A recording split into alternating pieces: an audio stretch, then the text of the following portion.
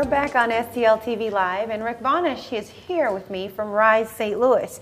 And Rick, when we went to break, we were talking about some of the pictures that you brought with you. So let's take a look at those and talk about how this revitalization came about in these specific areas. Okay. What's this first one? The first picture, that is the Candy Building located in the Greaterville neighborhood on Dr. Martin Luther King and Marcus. And that was part of a project that we worked together with Northside Community Housing and Greaterville Neighborhood Preservation Commission. Just before this project began, the City of St. Louis created the Wagner Place National Register Historic District, making the neighborhood, that area eligible for state and federal historic rehabilitation tax credits. They were looking for a developer.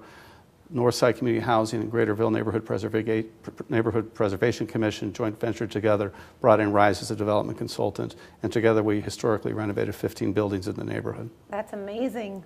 Yeah. That's really amazing. It's beautiful. So how long does a project like this take? It was about 3 years in the planning and pre-development stages, a year and a half in construction, and then it'll be affordable rental housing for the next 30 years. That's fantastic. We have more pictures, right? Right. The next development is of the Crown Square project in Old North St. Louis. What you're looking at there is the old abandoned 14th Street Mall. That's the center of the Old North St. Louis neighborhood and was a target for revitalization for the Old North St. Louis Restoration Group for many years. We worked together with the organization to put together a combination of new markets tax credits, low-income housing tax credits, and state and federal historic tax credits to revitalize the area and reopen it up to residents and businesses, and it's a total transformation. And this is the one that's walking distance from Crown Candy, right? Right across the street from Crown Candy. Yeah, St. Louis Avenue and 14th Street. So when people go down there, they should take a walk down that mall and see all the exciting things.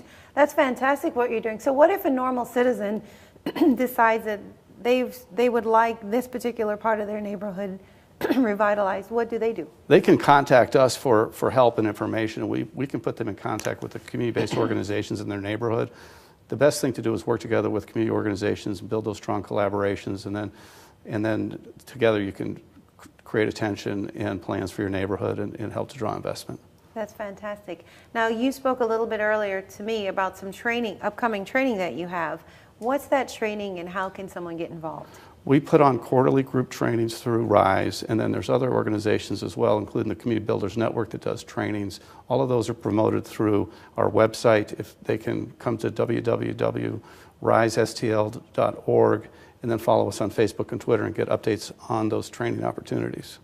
And what will they learn in the training? What will they get out of that? They'll learn about neighborhood revitalization, building the capacity of their organization, strengthening their community, bringing community capacity, financial tools, strategic planning, the whole range of resources necessary to have strong neighborhood revitalization efforts. And so when they get this training, then do they come back and join you in the efforts to revitalize neighborhoods? What happens? Sometimes that's exactly what happens, or they can do projects on their own. We can act as a consultant to assist them in the planning and the development stages. We help them to make the connections for neighborhood revitalization possible. Well, it's great work what you're doing, Rick. You keep it up. And again, if somebody wants to contact you, all they have to do is through the website, which is www.risestl.org. All of our contact information is there. Sure, or they can call you at 314-333-7008. And you told me that you guys are also on Facebook and on Twitter, so they can connect with you that way too. Yep. Well, thank you so much for being with us. It's an honor to have you here. We've got to take a break, but coming up, I'll speak with representatives from Grace Hill and Junior League. That's next on STL TV Live.